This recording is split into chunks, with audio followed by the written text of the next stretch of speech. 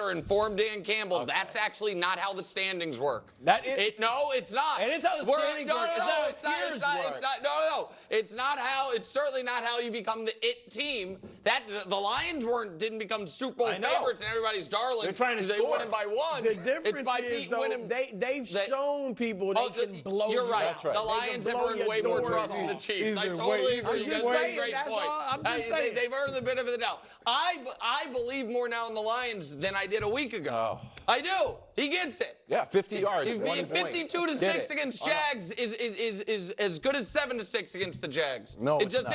It's not? No. You just said Dan Campbell was your leadership guru. He understands. He's also said it's good to get punched in the face. He's like lethal shooter. He understands it now. It's not a point differential league. Get the lethal shooter reference. Go ahead. What's he up to? What? He's shooting gummy bears into stuff. Oh, go ahead. Go. I love what he said. He's absolutely right. It's great to get punched in the mouth. They've been beat. They have not won a championship. In fact, they haven't won a championship in how long? Half a century, whatever it's been. So it's easy for a team that hasn't tasted success to get full of itself. And I'm not saying that's just what I think the injuries are bigger, but to get beaten and punched in the face, like he said, this is great. This will center them. This will lock them in. We're not as good as we think. Everybody's saying we're going to win the Super Bowl. This gets us back to working hard and realizing we haven't done jack. Yeah. So I like it. Look, this is great. Look, I don't, as a player, you don't want to get punched in the mouth. You don't think it's great. Just as a civilian, you don't want to get punched in the mouth. Yeah, that too. Sometimes it's necessary. But what I like more than anything is the messaging. As a coach, when you have a great pulse of your team, you can say things like this and they latch on. So it'll be interesting to see how Detroit responds as a team because he said all the right things. He typically always says all the right things and really doesn't make any excuses for himself, for his team, for his players, any of those. However, they have to impress. Like, in whatever that looks like, but the brand of playing physical, the brand of bullying teams, that has to always show up for this team, or they're going to be in trouble because of the injuries. Like, I like this team. I'm not buying or I'm not selling any stock that I've already purchased. I'm holding on to everything. Listen, I don't know if you can be the style of team they want to be with just a disintegrated defensive line. And that's not their, listen, that's not their, I mean, I'm not, I think it is hard to have the style of we're physical, we're big, we're going to run the ball, and all of a sudden, thanks to the unfairness, to the cruelty of the NFL, your bruiser running back is gone, and your best defensive linemen are gone, and a lot of your back end and linebackers are gone. So, I do like the message a lot. But I think the attrition of an NFL season, they might have lost that, Okay, let's talk about this. First off, I love the messaging. I mean, how can you how can you not love the messaging? And Dan Campbell's doing exactly what he needs to do. He's keeping the troops rallied. He's keeping the family together. They are facing the most adversity that they have faced in years since they've really been assembled in the way that we know them to be as the Detroit Lions. And they will have to change. They will have to evolve. Now, that could look like they're going to maybe double or triple down on what makes them special. That might be a change of an identity to a degree. We don't really exactly know. And I agree with Greg, and I said this a couple days ago and yesterday and today, about I'm not selling any stock. I'm just holding and waiting to see. I'm not buying more stock either, but I'm just holding and waiting to be like, let's see, because so many people thought that the Packers were going to just be able to tear them apart because of all the injuries that they had on defense. And everybody was blown away. And that next game, I forget, was that on Thursday or Sunday? I already forget. But it was that next day, everybody was shocked. They were all surprised, or it might have been a Monday. They were also surprised, and they were like, oh my God. I thought the Packers were going to be able to, torch that defense and this and that, and they held their own, especially in that first half. I know the Packers got some momentum and rhythm going in that second half, but still, they did not crumble. And everyone now keeps using Dan Campbell's aggressiveness as a way to be like, see, he doesn't trust the defense. He doesn't trust the defense. That's just not really true. This has been their identity from day one. We know that. Is it a little bit enhanced right now? For sure. And that might be the solution to, through this. I don't know. And again, they might need to make changes on defense or offense for that matter. So this is where you trust the coaching staff and figure out what can they do. It's obviously not ideal. We got that. We understand. And if you're a Lions fan, you should feel a little uncomfortable. You should feel like, I don't know. But there's you don't get extra credit for like jumping off the ship first and be like, oh, I was the one that bailed on them first. I knew it. So there's no reason to try to have to like jump to that take. And then Nick kind of talking tongue in cheek, being like, oh, the Lions, they earned our respect, but not the Chiefs or whatever.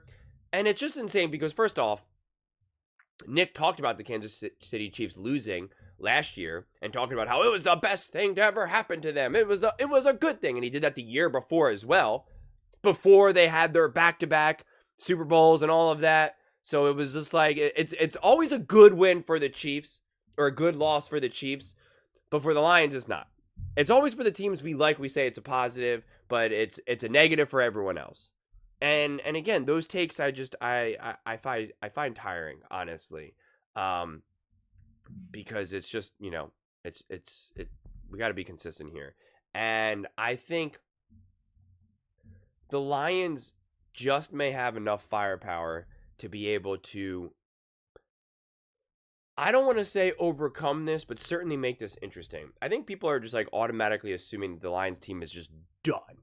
That they're just done. They're just falling apart like a house of cards and boom.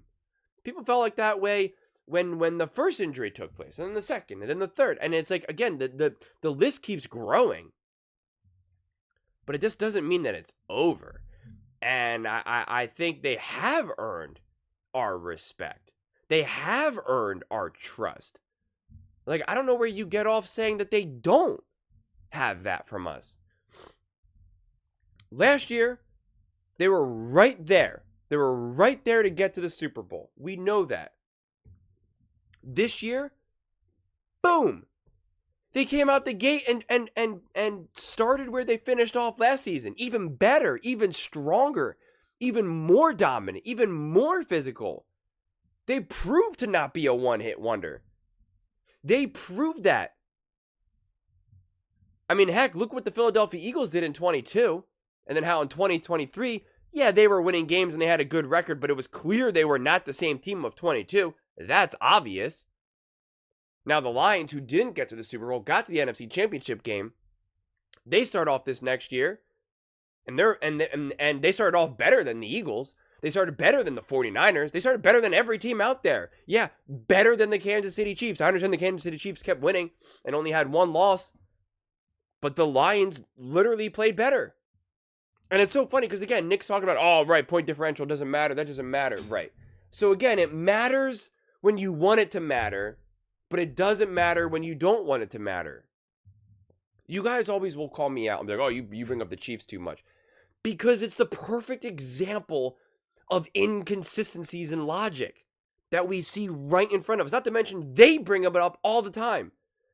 And thirdly, yeah, the Chiefs and Patrick Mahomes are the frame of reference of what we use as a frame of reference of excellence. So if another team is doing better than that or equal, but then people aren't saying that this team or this player or whatever is not excellent or great, then it doesn't make sense. So that's why we bring up the Chiefs and Patrick Mahomes and whatnot as examples. We're either pointing out flaws of logic, or we're pointing out like, well, wait a second, you're saying that this is true for them, but not true for them. Like, it's just it's going to continue to be the common example until it's not. It would be the same thing if it was a different team. If the Bills win back-to-back Super Bowls or the Eagles win back-to-back Super Bowls, they'll be the frame of reference. Or if the Lions, like that's the way it goes. Just like how years ago it was the Patriots and Tom Brady, or Peyton Manning, or Aaron Rodgers. Like that, those are the things that we used as frame of references. So yeah, I mean the Lions are facing their adversity right now, and we just have to wait and see what happens.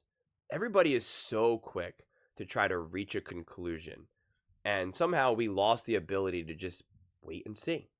And that's as soon as all of this really unfolded the way it did, that's what I kept saying. We just have to wait and see. And I get it. Nobody wants to put at the bottom, of their title, just wait and see for Lions. Like that's just not an eye grabbing, headline. I get it. We just got to wait and see. Nobody wants to hear that. They want to hear what Dan Campbell said. Nothing's going to matter. We got this. Let's go. Or they want to hear this is over. The season's over. Lions are done. Put a fork in them. And it doesn't need to be that way. We could just wait and see. Just wait and see. Let's see what happens in their next game. Let's see what they look like. Let's see how they play. Let's see if there's any concrete changes. And even then, it'll still be a couple more games after that. I still don't know many people that are going to want to, sign up to face the Detroit Lions, I just don't believe it. But those are just my thoughts. I'd absolutely love to hear yours. What do you guys all think about the Detroit Lions? Are you buying or selling stock in Detroit? Let me know in the comments below. I read every single comment, so whether you agree with me or disagree with me, either way, let's get in some discussions. Let's get in some fights, but ultimately, let's just have some fun. And please do consider subscribing. We're building an amazing community here, and I absolutely love to see you part of it. I want to build something that we all genuinely feel connected to, something that we're really excited to be part of. I think we're well on our way to doing it. And please don't forget to give this video a thumbs up, as it really does help with the visibility and the algorithm. Thank you so much, and see you next time.